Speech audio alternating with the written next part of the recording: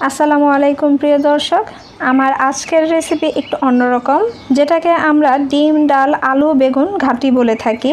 মানে একের ভিতরে চারের স্বাদ, একসাথে 4টি পদ দিয়ে আমি এটা রান্না করে দেখাবো। এটা আমাদের উত্তরবঙ্গে বেশি রান্না করা হয়, তবে আপনারা যদি রান্না করে থাকেন তাহলে আমাকে কমেন্ট করে জানাতে পারেন। তো চুলায় প্রথমে আমি একটি প্যান বসিয়ে দিয়েছি। এখন এর মধ্যে আমি দিয়ে দিচ্ছি একটি বড় সাইজের আলু কুচি করে কেটেছি, মানে একটু মোটা রেখেছি। সাথে দিয়ে দিচ্ছি একটি বেগুনটাকে আমি ছোট কিউব করে কেটে নিয়েছি। আর সাথে দিয়ে দিচ্ছি হাফ কাপ ডাল। এখানে আমি মসুরের ডালটা নিয়েছি, আপনারা চাইলে মুগ ডাল অথবা বুটের ডাল দিয়েও এটা রান্না করতে পারেন, তবে আমাদের এখানে মসুর ডাল দিয়ে তৈরি করা হয়। সাথে দিয়ে দিলাম একটা বড় সাইজের পেঁয়াজ কুচি আর 5 থেকে 6টি কাঁচামরিচ ফালি করে দিয়েছি। সামান্য পরিমাণ হলুদ, স্বাদ মতো লবণ, আর সাথে দিয়ে দিচ্ছি 1 চা চামচের উঁচু করে আদা রসুন বাটা। সামান্য পরিমাণ সয়াবিন তেল দিয়েছি, চাইলে আপনারা এখানে সরষের তেলটাও দিতে পারেন। এখন দিয়ে দিচ্ছি পরিমাণ মতো পানি। আমি এখানে যে পরিমাণ ডাল তৈরি করব তার জন্য আমি 4 কাপ পানি দিয়ে এটাকে তৈরি করে নিয়েছি। চাইলে আপনারা এর থেকে বেশি পানি দিয়েও এটাকে তৈরি করতে পারেন, সেক্ষেত্রে একটু বেশি রান্না করতে হবে আর সময়টা বেশি লাগবে। আর এখানে বলতে পারেন আপনারা চা চামচ আর টেবিল চামচটা একটু বড় আর চা চামচটা একটু ছোট, এর জন্য আর কি আমি এখানে চা চামচ বলেছি। এগুলোকে খুব ভালোভাবে মিশিয়ে এখন চুলার আঁচ মিডিয়াম টু হাইয়ের মাঝামাঝি রেখে আমি সিদ্ধ করে নিয়েছি। দেখতেই পাচ্ছেন ডালের কালারটা একদম চেঞ্জ হয়ে গিয়েছে।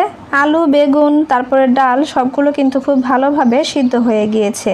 আমি এটা কিন্তু ঢাকনা ছাড়াই রান্না করে নিয়েছি, দেখতেই পাচ্ছেন। চাইলে আপনারা এখানে ঢাকনা দিয়ে ঢেকে তারপর এগুলোকে সিদ্ধ করে নিতে পারেন। তারপরে ঢাকনা খুলে আবার কিছুক্ষণ জাল করে নিতে হবে, সেক্ষেত্রে আলু বেগুনের যে একটা স্মেল সেটা আর থাকবে না। তো এটা সিদ্ধ হয়ে গেছে। এখন আমি এরকম একটা ডাল ঘুটনি দিয়ে এটাকে ঘুটে নেব। এতে করে আলু ডালটাও কিন্তু একদম ডালের সাথে মিক্স হয়ে যাবে আর একদম গলে গিয়ে মিশে যাবে। একটু সাবধানের সাথে এই ডালটাকে ঘুটে নেবেন। তো আমি এটাকে ঘুটে নিয়েছি, দেখতে পাচ্ছেন একদম ডালও গলে গিয়েছে, সাথে আলু বেগুনও। তো ডালটাকে ঘুটে নেওয়ার পর আরও 2 থেকে 3 মিনিট এটাকে আমি রান্না করে নেব, মানে এর যে কাঁচা স্মেলটা সেটা যেন না থাকে এর জন্য, তবে ওভারকুক করা যাবে না।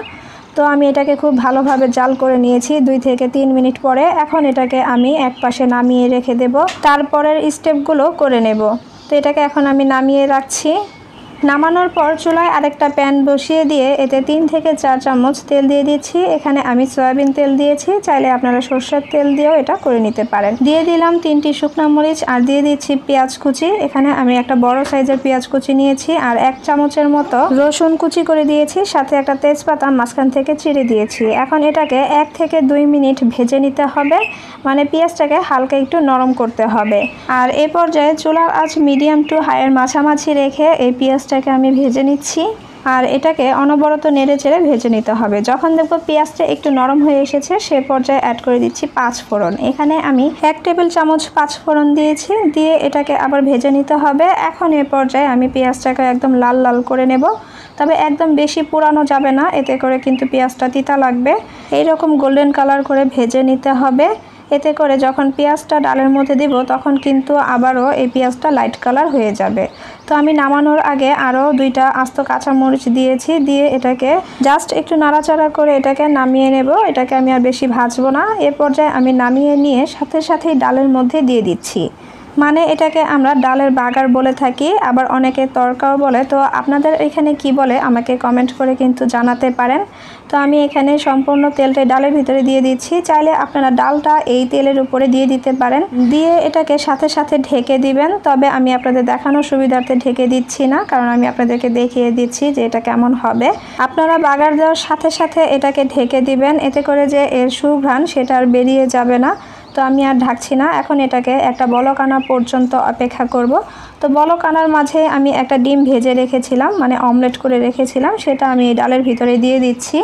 চাইলে আপনারা এখানে ডিমটাকে সিদ্ধ করে তারপরে একটু তেলের উপরে গড়িয়ে ওইটাও আপনারা অর্ধেক করে কেটে দিতে পারেন অথবা আস্ত করে দিতে পারেন, তবে আমার কাছে ভাজি করে দিলেই কিন্তু অনেকটা ভালো লাগে।